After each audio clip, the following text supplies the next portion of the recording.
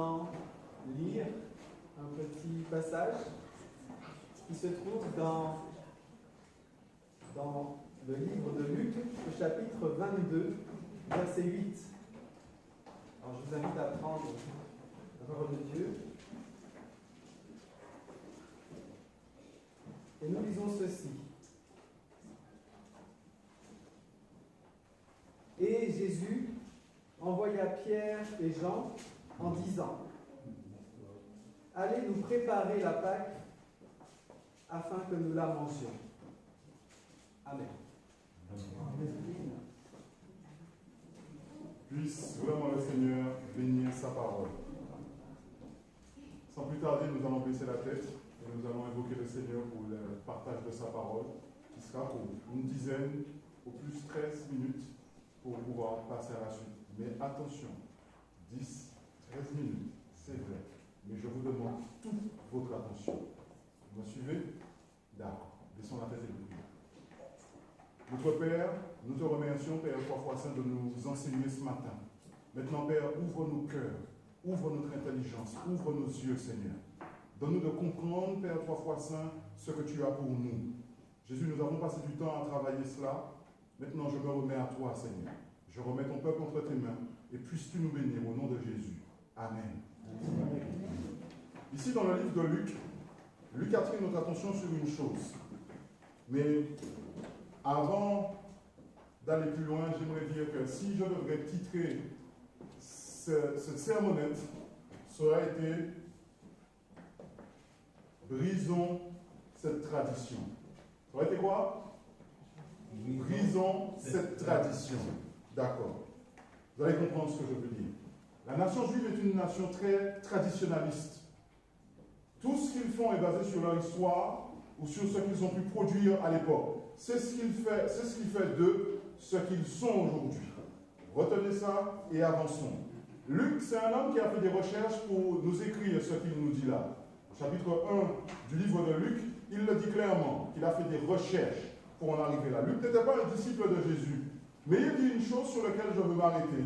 Il dit au verset 8 du chapitre 22, Jésus envoyait Pierre et Jean en disant : Allez nous préparer la Pâque afin que nous mangions. Le mot pour moi important dans ce texte est préparer. Allez nous préparer la Pâque. Nous savons que la Pâque est liée au développement des Juifs. Nous savons que la Pâque est liée à l'histoire des Juifs. Nous connaissons la source et les origines de la Pâque au moment où ils sortaient d'Égypte, où ils ont dû manger cet animal avec ses herbes amères. Serge Améru, ils ont dû veiller la nuit, mettre le sang sur les linteaux des portes et attendre le lendemain pour fuir. Nous connaissons la source. Cet animal pascal n'est rien d'autre qu'un symbole fort de Jésus-Christ. Et maintenant, Jésus lui-même est assis à cette table, ou encore Jésus lui-même est à cette période de son histoire et demande à ses disciples d'aller préparer la Pâque. J'ai trouvé un livre. C'est un auteur juif qui nous raconte sa tradition. Et à un moment dans ce livre, il parle de la tradition qu'il y a derrière la préparation de la Pâque. Et c'est pour ça que j'ai voulu m'arrêter sur ce mot « préparer » ce matin. Et il explique que les Juifs, une semaine, préparent la Pâque avant la date de la Pâque, durant une semaine. Ils préparent, mais qu'est-ce qu'ils préparent? Qu'est-ce qu'ils font durant cette semaine? Durant toute cette semaine-là, chers amis, ils vont nettoyer leur maison de fond en comble. Ils iront dans chaque recoin de la maison pour nettoyer cette maison. Pour vous donner un exemple concret, si ce pupitre était chez moi et que je suis juif, d'accord, et qu'il y a ces petits trous ici, ces pans, d'accord, même ça, ils auraient trouvé une solution pour aller chercher la poussière qu'il y a dedans, chers amis. Le juif ne voulait pas que sa maison n'ait aucune empreinte de poussière. Je dis bien empreinte de poussière, nulle part. Durant une semaine, les gens qui habitent la maisonnette sont actifs pour tout nettoyer. Là où vous n'aurez pas pensé à aller, lui, le juif, en préparant Pessah, aurait pensé à aller là. Quitte à avoir soulevé le lit pour nettoyer, chers amis, comme ce qu'on appelle vulgairement les pattes du lit, chers amis. Il serait prêt à renverser ce pupitre, chers amis, et à frotter les bases du pupitre pour enlever toute la poussière qu'il aurait pu y avoir là. À cette période de l'année, chez un juif, vous ne trouverez même pas un morceau ou quelque chose qui ressemble à un fil d'araignée. Rien, chers amis. Tout est nettoyé proprement. Maintenant, la veille de Pessah, vous avez ces femmes qui savent faire à la nourriture, à ce pain sans levain. Donc regardez bien les symboles. Pas de poussière, pas de levain. Tout ce qui symbolise, lorsque nous faisons une analyse systématique de la Bible, tout ce qui symbolise le péché. Suivez-moi bien. Pas de levain, pas de poussière, chers amis. Attention à la préparation. Il y a une recette pour la préparation de ce pain sans levain. On ne peut pas n'importe quel pain qu'on prend pour faire Pessah, chers amis. D'où ce que vous trouvez chez nous aujourd'hui. Pain sans levain. Et puis, laissez-moi vous dire une chose. Même le vin, ce jus de raisin qu'ils vont partager, chers amis, s'ils vivent en France, il faut que ça sorte de Jérusalem. Ils n'iront pas au Leader Price prendre le premier prix, non. Il faut que ça vienne de Jérusalem, chers amis. Il faut que ce soit le fruit de la vigne qui sorte de la terre sainte de Jérusalem lorsqu'ils font la Pâque. Il y a tout un tas de symboles derrière la préparation de la Pâque pour le juif. Maintenant, suivez-moi bien. Le soir de Pessah, il y a ce qu'on appelle le Bahal Chabahit. Le Bahal Chabahit, en mot hébreu, c'est le maître de la maison. Vous comprenez ce que ça veut dire? C'est comme si, chez moi, j'aurais été le Bahal Chabahit. Et mon rôle ce soir-là aurait été quoi? J'aurais pris une serviette blanche et une plume blanche. Et avec cette plume blanche et cette serviette blanche, je serais passé dans les petits recoins de la maison. Et j'aurais passé cette plume à la recherche de la moindre poussière avec, justement, mon tissu. Le tissu, il est de blanc écarlate. La plume est d'une blancheur, chers amis. À la moindre poussière, vous en êtes avisés. Suivez-moi bien, chers amis. Et il fait tous les recoins de la maison. Mais selon la tradition, sachant que toute la maison est propre et qu'il faut quand même enseigner les enfants, alors ils ont prévu de cette tradition de laisser traîner des mie de pain. Et ça amuse des enfants d'après cet auteur. Ils laissent traîner ces mie de pain et lorsque le Bahal Chabahit, qui peut être représenté par moi, le chef de famille, on trouve ces miettes de pain sur la serviette, alors là, il se retourne vers la maîtresse de la maison et lui fait une remarque. Mais on vous dit que cette remarque était plus gentille. Le truc, c'est d'enseigner les enfants. Et ça amuse les enfants de voir le Bahal Chabahit reprendre la maîtresse de maison parce que, en quelque part, où lui, bien sûr, et sa femme s'étaient entendus, il trouve cette poussière de pain, ces mie de pain ou encore ces miettes de pain, chers amis. Suivez-moi bien. À partir de là, comme il a trouvé ces miettes de pain, il va prononcer une parole. Et cette parole, c'est une espèce de prière où il demande à Dieu d'enlever les poussières qu'ils auraient pu oublier. D'enlever tout le Alex, qui est le mot pour poussière en hébreu, qu'ils auraient pu trouver. D'enlever toute cette mie de pain ou ces miettes de pain qu'ils auraient pu égarer. D'accord, mais quelle hypocrisie!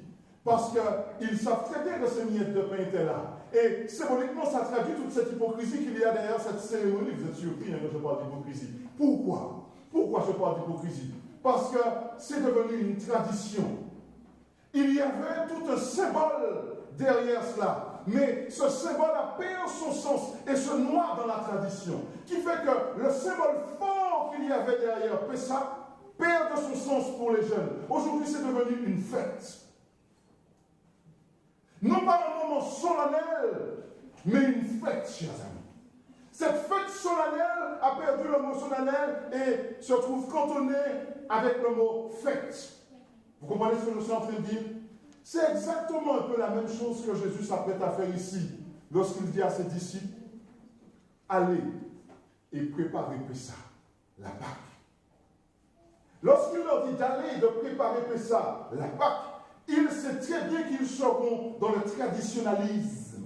Il sait très bien qu'ils vont faire ce qu'ils ont vu maman et papa faire depuis des années. Mais que dans leur cœur, Pessah n'a pas le sens profond que lui, le Christ, veut qu'il ait.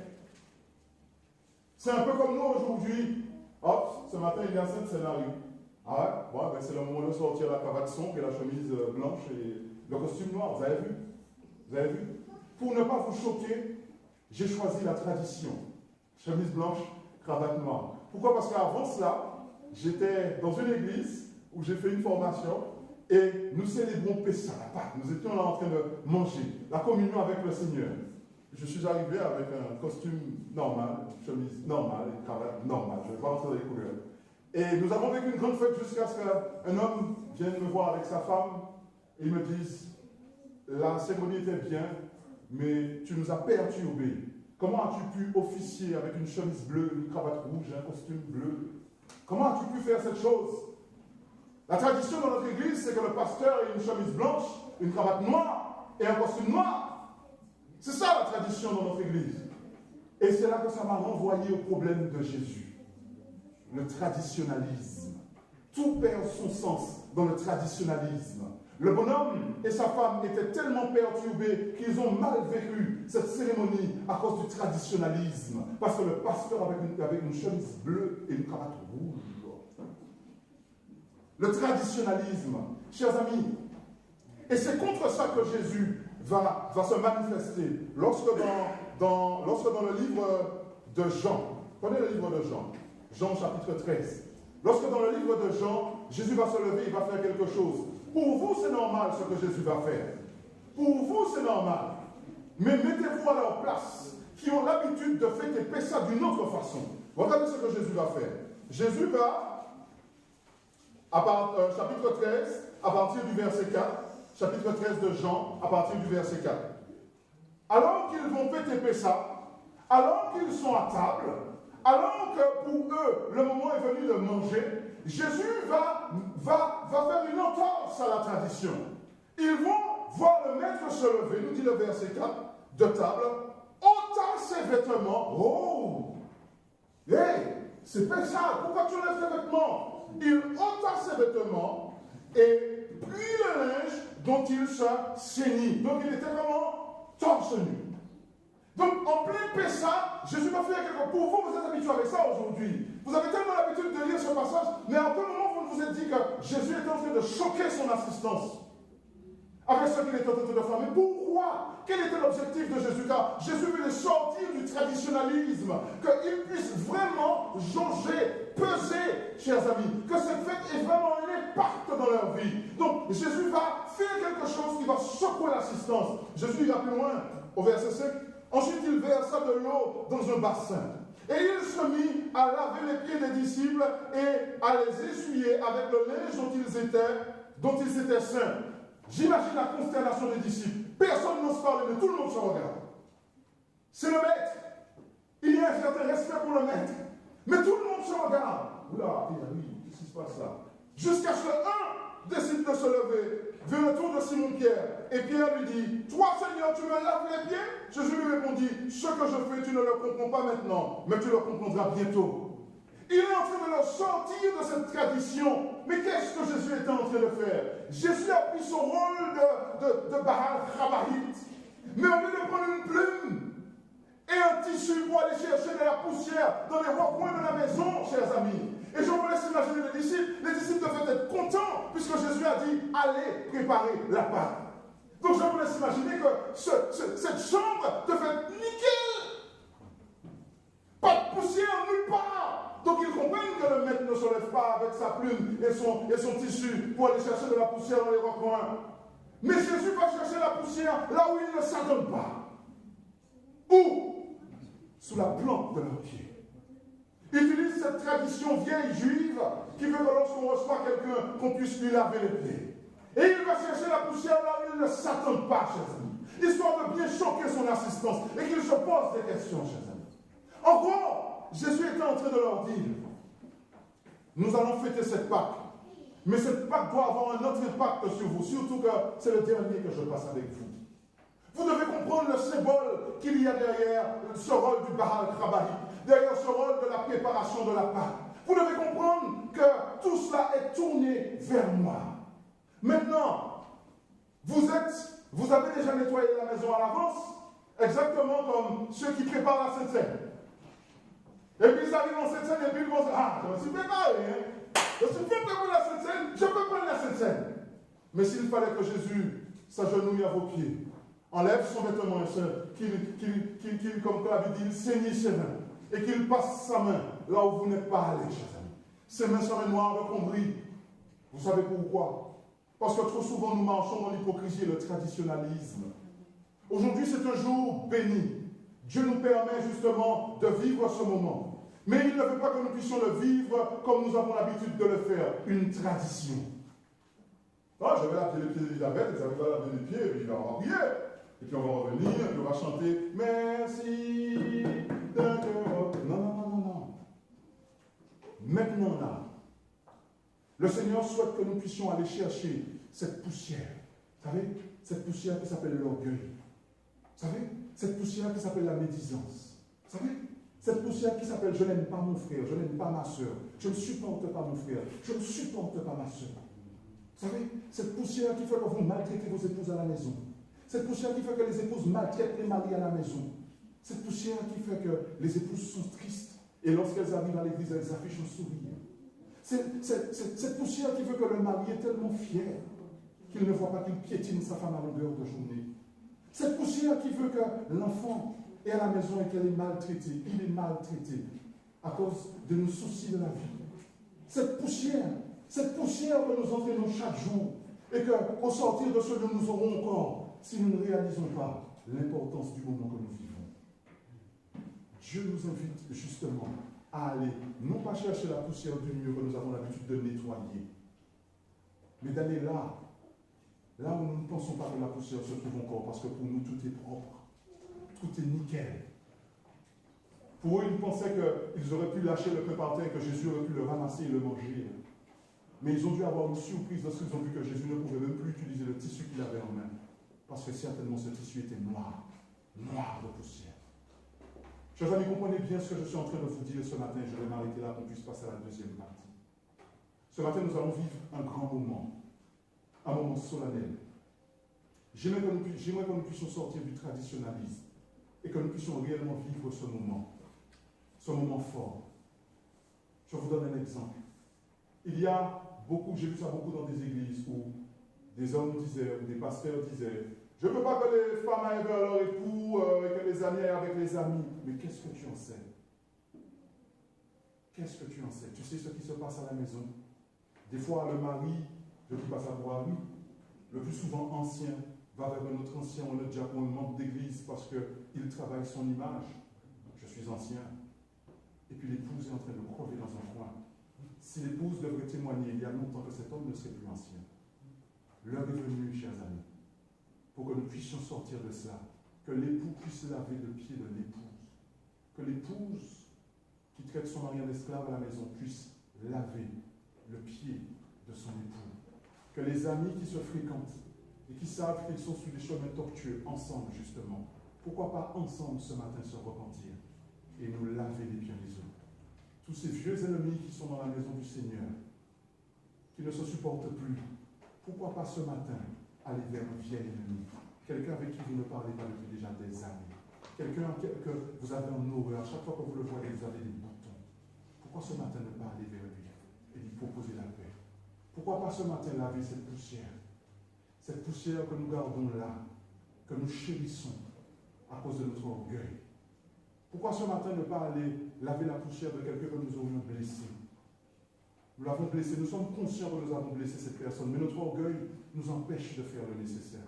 Notre orgueil nous empêche de le faire parce que pour nous, ce sera nous rabaisser. Jésus a laissé le ciel, son trône. Il a tout laissé. Il est descendu sur terre et il a nettoyé les pieds de ses disciples. Le Créateur qui descend plus bas que la créature et qui prend soin de la créature. Êtes-vous plus que le Créateur? Personne ici n'est plus que le Créateur. L'heure est venue pour nous, chers amis, de vivre ce moment de façon profonde et que ce moment puisse réellement transformer notre vie aujourd'hui. Alors, ce matin, j'aimerais inviter l'époux à aller vers son épouse, comme moi j'irai vers mon épouse, qui si souvent, elle ne le montre pas derrière ses sourires. Ah, elle est exaspérée par mes allées et venues. Encore demain, je vais la laisser. On s'est vu quoi, 2 jours? Je suis rentré seulement il y a 2 jours. Et demain, je dois encore repartir. Dans la semaine qui suit, je dois encore repartir. Dimanche prochain, je serai encore à Créteil. Elle est là, elle vit ça dans le silence, elle ne dit rien. Mais je vois son angoisse, je vois sa peine, je vois sa douleur. Elle se retrouve le plus souvent seule à la maison, avec les filles. Je vois la douleur de mes filles, qui peut-être auraient aimé un papa qui est là plus présent, plus souple avec eux. Hein? Je vois tes yeux, Isa. Mais ce matin, c'est maman qui aura le privilège de voir papa s'abaisser et lui laver les pieds. Vous comprenez ce que je suis en train de vous dire? Je veux m'adresser à de vieux amis. Vous étiez amis à l'époque. Vous étiez de bons compères à cause de débats d'idées, de problèmes. Aujourd'hui est en jeu votre salut. L'heure est venue pour vous d'arrêter cela. L'heure est venue pour vous de vous rencontrer ce matin et de vous laver les pieds les uns les autres, de vous pardonner et d'avancer. L'heure n'est plus à qui a tort, qui a raison. L'heure est au pardon, chers amis. Est-ce que vous comprenez ce que je suis en train de dire? Je m'adresse à tous ces parents qui, de près ou de loin, ont maltraité leurs enfants d'une façon ou d'une autre. Votre enfant est un enfant baptisé de l'Église. Aujourd'hui, l'heure est venue pour vous de retourner vers cet enfant et de lui demander pardon et de laver les pieds. Je m'adresse à tous ceux qui ont des soucis dans la maison du Seigneur. Maintenant, je m'adresse peut-être à quelqu'un qui nous visite ce matin, qui n'a pas forcément de heurts avec les gens de cette Église, mais qui dans sa tête, symboliquement, sait que, effectivement, le pasteur dit une chose qui est juste. Je dois voir quelqu'un. Ne sors pas de cette Église sans avoir partagé le pain avec nous, sans t'être lavé les pieds. Il en va de ton engagement. Je peux représenter cette personne, mais à partir de ce moment-là, tu t'engages après cette cérémonie à aller faire la paix avec cette personne. Le manuel d'Église dit, et je vais le lire, qui sont ceux qui peuvent participer à la scène, car souvent, il y a beaucoup de problèmes là-dessus. Le manuel nous dit, l'Église pratique la communion ouverte. Toute personne ayant remis sa vie au Seigneur peut y prendre part. Toute personne. Les enfants en découvrent la signification en observant ceux qui participent. Donc, ce n'est pas un moment où les enfants vont prendre une récréation. Non. Exigez de vos enfants qu'ils restent assis là et qu'ils regardent ce que nous faisons. Et après, à la maison, expliquez-leur tout ce que nous avons fait. Car c'est important pour eux de comprendre ça. Et plus bas, il est dit, l'exemple du Christ nous interdit de nous montrer trop exclusifs en ce qui concerne la scène du Seigneur. Il est vrai que le péché public justifie l'exclusion. C'est ce que le Saint-Esprit enseigne clairement. En dehors de ce cas, aucun jugement ne doit être prononcé. Personne ici n'est Dieu. Et personne ne peut juger quiconque en disant, regarde-le, il va prendre la scène. Cela ne vous appartient pas, chers amis. Il y a encore un troisième point. Certaines personnes, sans être de vrais serviteurs de la vérité et de la sainteté, des personnes qui ne sont pas forcément de notre confession religieuse ou chrétienne, voilà ce que le manuel d'Église dit. Il ne faut pas les en empêcher. Ils sont des témoins de ce que nous faisons ici, chers amis. Donc maintenant que j'ai clarifié tous ceux qui savent qu'ils peuvent participer à cette scène, je vous invite à le faire. Mais maintenant, laissez-moi vous dire une chose. Ne le faites pas par tradition, parce que les adventistes font la Sainte Seine. Je suis content pour vous si vous êtes à l'église et que vous êtes adventiste. Moi, je suis un serviteur du Seigneur. Amen. Donc maintenant, laissez-moi vous dire une chose. Tous ceux qui savent ce matin qu'ils prendront part à la table du Seigneur, faisons comme Jésus l'a fait. Allons chercher la poussière là où on ne pense pas qu'il est. Vous savez où il est. Son nom, c'est l'orgueil. Son nom, c'est médisance. Son nom, c'est faire du mal, du tort à travers nos comportements à des gens qui, des fois, même ne viennent plus à l'église à cause de nous. Son nom, c'est cela. Chers amis, faisons la paix ce matin. Et que tout cela puisse avoir du sens aujourd'hui. Puisse le Seigneur nous pardonner, puisse-t-il nous bénir et puisse-t-il nous accompagner dans ce moment solennel. Maintenant, le premier Jacques va nous donner des directives, à savoir ce que nous allons faire, comment les choses vont se passer. Et nous allons suivre ces directives et nous ferons des choses. Il va dans son discours donner la possibilité au couple de le faire. Je pense qu'il va nous expliquer tout ça. Les couples certainement vont passer après. Parce que moi je veux le faire avec mon épouse, car j'ai vu ça de me. Tiens. Ah, il prend le micro. Oui, ça marche. Eh bien, comme il y a pas mal de personnes qui connaissent un peu le déroulement de notre façon de faire, les femmes vont descendre. Et le lavement des pieds se fera en bas. Quant aux hommes, ça se fera aussi derrière dans la salle des enfants. Voilà. Et que tout se passe avec sérénité et humilité. Oui. Alors pour les couples, eh bien, vous attendrez un petit peu que nous, comme nous sommes moins nombreux que les dames en bas, eh bien qu'on termine assez rapidement si vous voulez, et vous prendrez la suite après. On va vous garder de l'eau, on va vous garder les serviettes. Voilà, vous avez tout. Et merci de votre écoute. D'accord. Super. Donc, vous avez compris, en bas les dames, en haut les hommes, les couples, vous attendez un peu. Et Serge va nous faire signe lorsque le moment sera venu, lorsqu'une salle sera libérée, aussi l'ancien voit qu'une salle est libérée, il viendra nous faire signe, nous faire savoir que pour tous les couples ils peuvent y aller. Moi je suis obligé d'attendre parce que je veux vraiment m'humilier devant mon épouse en ce moment. D'accord. Maintenant, je vous invite à aller, vous avez les informations que je vais donner. Oui, allez-y. Vous allez avec les hommes, vous pouvez y aller, les femmes, allez-y, allez-y, allez-y les amis.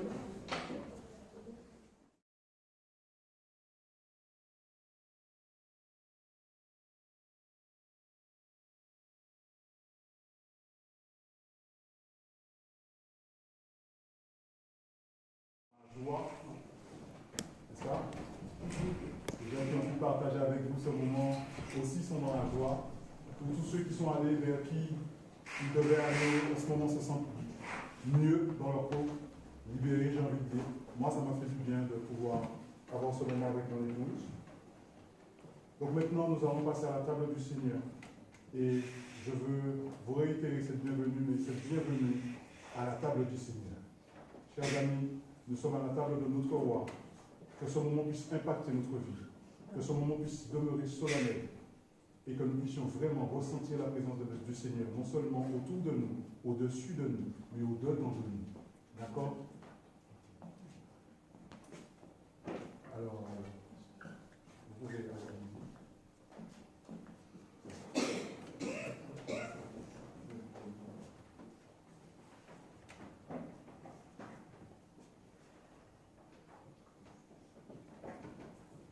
Nous allons lire dans 1 Corinthiens 11 au verset 23.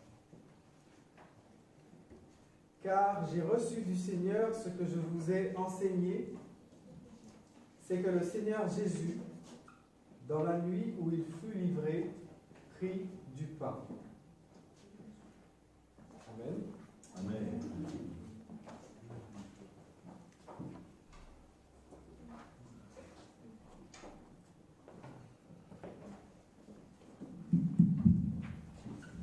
Nous allons incliner nos têtes pour la prière.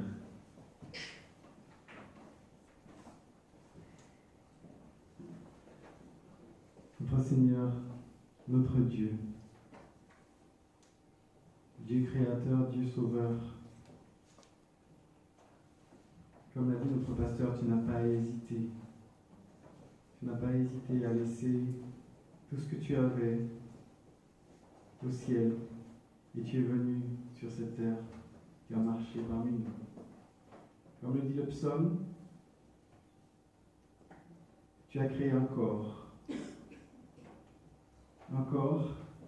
qui devait nous faire du bien, qui devait nous laver les pieds et qui devait être livré en sacrifice sur la croix, sur une croix, à cause de nos péchés, à cause de nos fautes, à cause de nos manquements. Tu as été amené à faire tout cela et tu l'as fait sans hésiter. Et nous venons, Seigneur, te remercier. Et en ce matin, il nous est donné l'occasion, Seigneur, de commémorer ce sacrifice. Ce corps qui a été livré, il est maintenant rompu, en symbole devant nous ici, au travers de ce pain. Il est maintenant rompu et sera distribué, Seigneur. Que nous puissions voir au travers de cela ce que tu as fait pour nous, et que nous puissions l'accepter pour nous-mêmes. Nous l'avons déjà fait, nous le refaisons encore. Aide-nous, Seigneur, à vivre de ta vie, à faire ce que tu as fait, si possible, par ta grâce, par ta force, à encourager les autres, à nous laver les pieds les uns les autres, à nous faire du bien. Pardon, Seigneur, si nous avons manqué à cela, pardon. Et que ta vie soit notre vie, au nom de Jésus. Amen. Amen.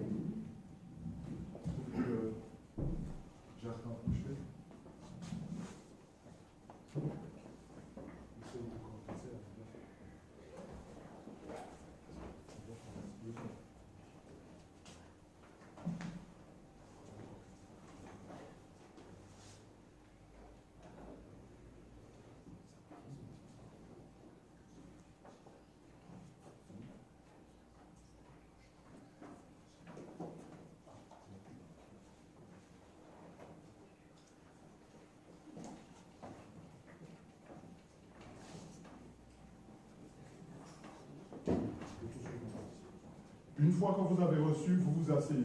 C'est pour qu'on ait une vision plus claire. D'accord?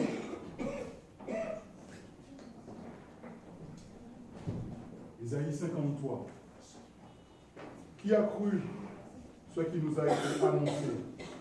Qui a reconnu le bras de l'Éternel? Il s'est élevé devant lui comme une faible plante, comme un rejeton qui sort d'une terre desséchée.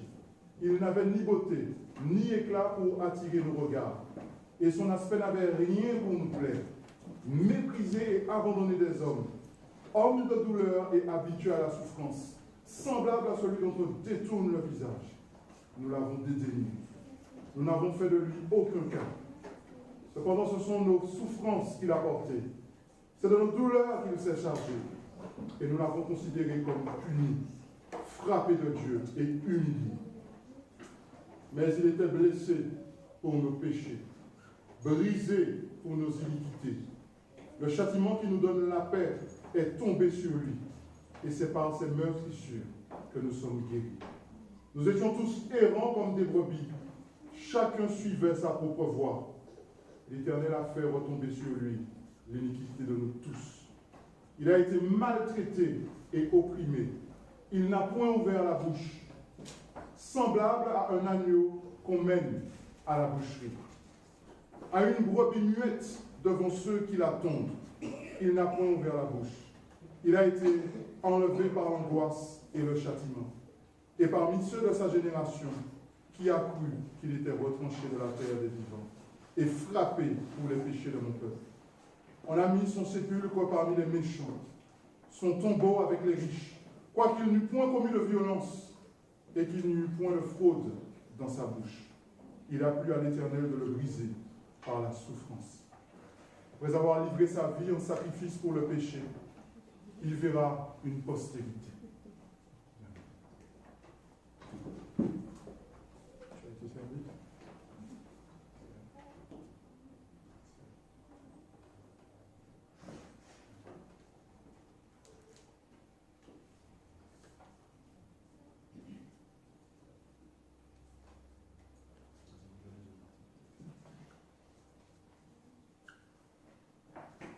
Tout le monde a été servi?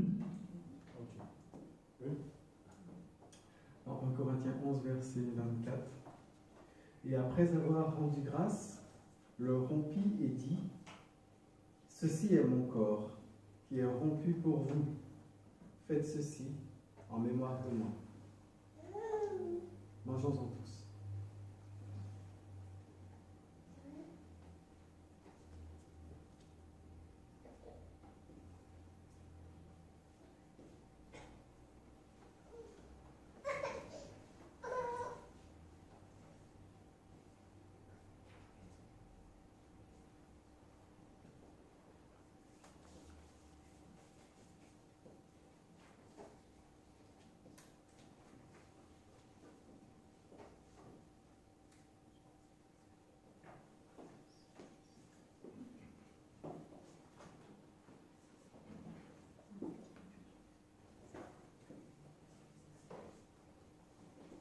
L'événement continue.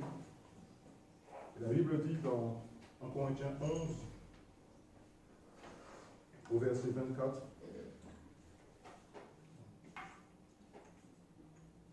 1 Corinthiens 11 au verset 25. De même, après avoir soupé, il prit la coupe et dit: Cette coupe est la nouvelle alliance en mon sang. Nous allons prier sur le vin.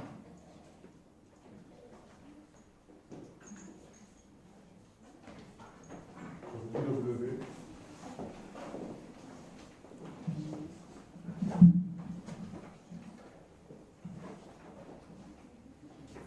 Éternel, notre Dieu et notre Roi, c'est un privilège de pouvoir être à ta table, Seigneur.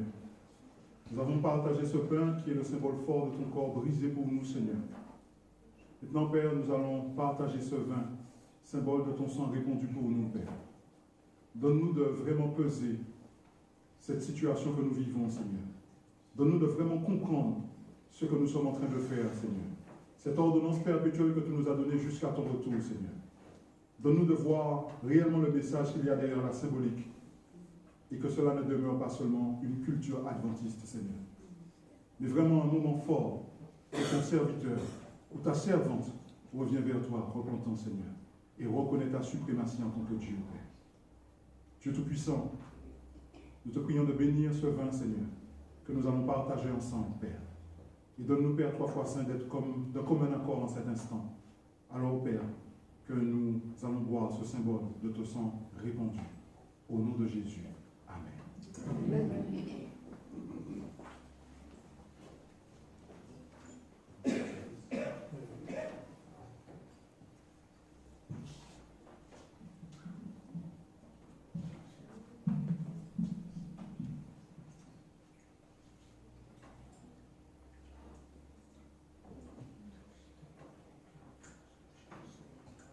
Pendant la distribution, je vais donc lire dans Jean chapitre 15, versets 1 à 17.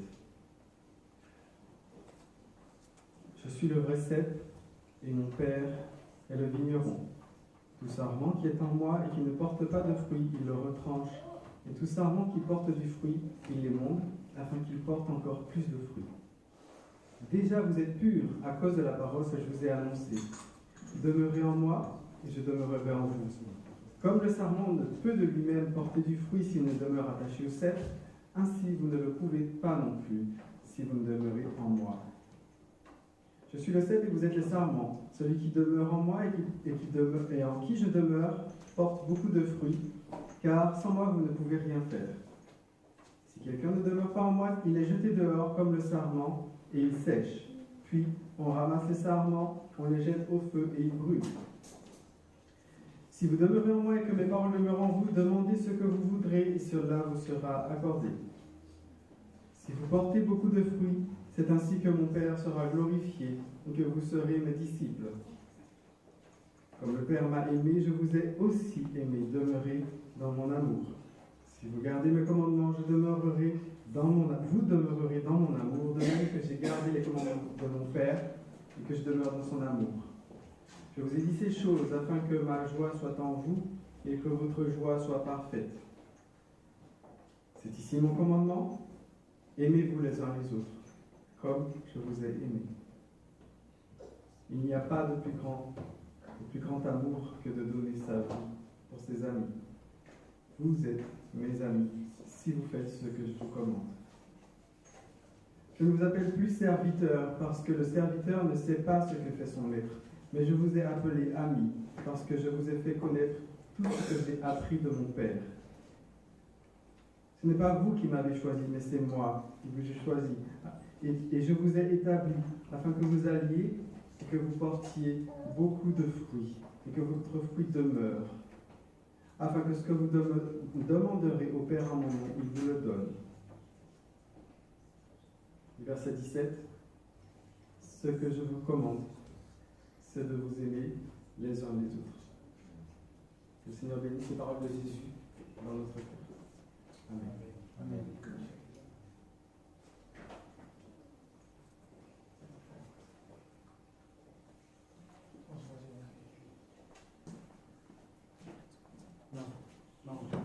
Non, dis-le. On va utiliser ça. Parce que c'est un autre chose. Combien de personnes? Tu n'en as pas? 1, 2, 3, 4, 5.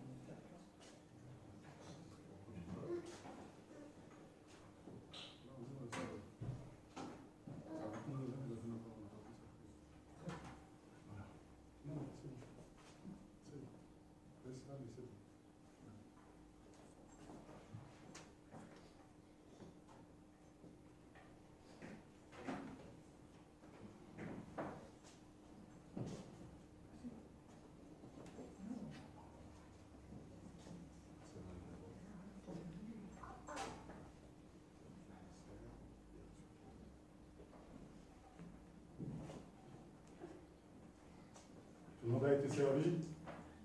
La Bible dit, au verset 25 de toujours ce chapitre 11, que Jésus dit, cette coupe est la nouvelle alliance en mon sang. Faites ceci en mémoire de moi toutes les fois que vous en boirez. Buvons ensemble, chers amis, pesons réellement le poids de ce que nous sommes en train de faire. Puisse Dieu nous bénir.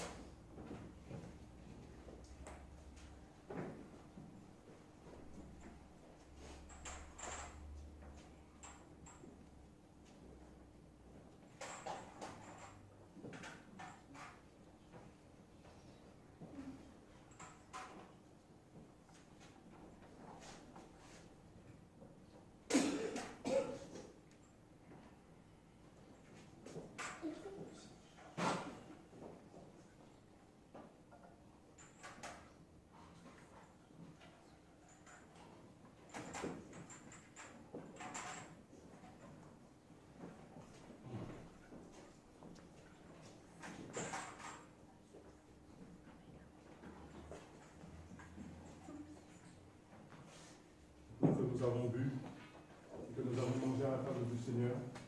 Le Seigneur déclare dans Matthieu 26, au verset 29, c'est une promesse.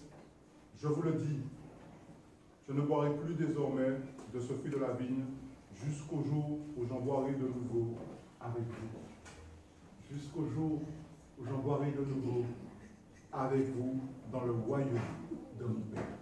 Et là est la promesse, chers amis. Dieu nous promet qu'il boira de nouveau ce vin avec nous dans le royaume de son Père. Mais en attendant, nous devons perpétuer cela afin de ne pas oublier, chers amis. Puisse ce Seigneur nous bénir. Baissons la tête pour la prière. Excuse-moi. Ah, vas-y. Bien-aimé.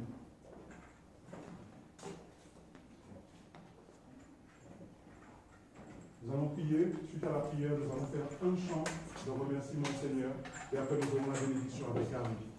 D'accord? Vous ne ressentez pas la présence du Seigneur? Amen. Vous avez vu le calme qui réside dans la maison du Seigneur? Même les enfants sont calmes. D'habitude, les enfants font du bruit, courent. Là, vous n'avez rien. Vous ressentez la présence de Dieu, chers amis? C'est cela que le Seigneur nous demande. Baissons la tête et prions le Seigneur. On attend qu'il soit prêt. Vas-y, prends ton nom. Prions le Seigneur. On attend notre premier diacre. Tu es prêt? Éternel, nous te remercions, Seigneur. Nous ressentons ta présence dans ta maison, Seigneur. Ô Père, s'il te plaît, Jésus, alors que tu es là, bien présent autour de nous, bénis-nous, Seigneur. Bénis-nous, Père éternel, à travers ce grand moment que nous venons de vivre, Seigneur. Bénis-nous, Seigneur, au travers de ce moment où nous avons renouvelé notre alliance avec toi, Père. Bénis-nous, Seigneur, au travers de ce moment où nous nous sommes débarrassés de ces poussières, Seigneur. Et pour tous ceux, Seigneur, qui ont vécu le geste, qui ont vécu le moment fort, Seigneur, et qui savent qu'ils ont encore des choses à faire, Seigneur, qu'ils y aillent, Père. Car il est bon d'être d'un commun accord avec son Dieu. Ô Père, je te remercie pour cet honneur que tu nous fais. Je te remercie, Père éternel, pour ta sainte présence, Seigneur. Gloire te soit rendue, honneur te soit rendu, Seigneur. Oh Seigneur, merci pour tout. Au nom de Jésus. Amen. Amen. Nous allons faire notre chant de remerciement et ensuite nous aurons la bénédiction avec Harry. Nous gardons ce moment solennel, chers amis, car le Seigneur est parmi nous.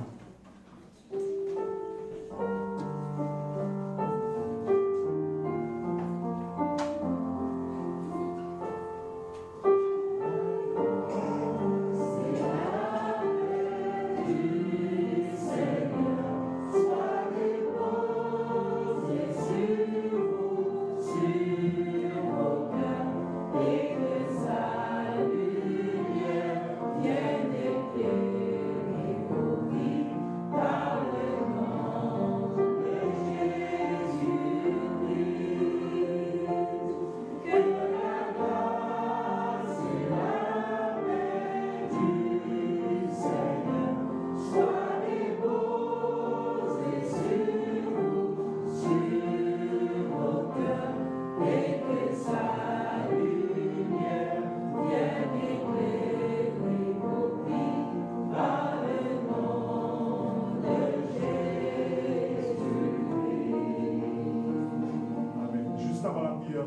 je rappelle au comité qu'on doit se rencontrer pour l'instant après le culte.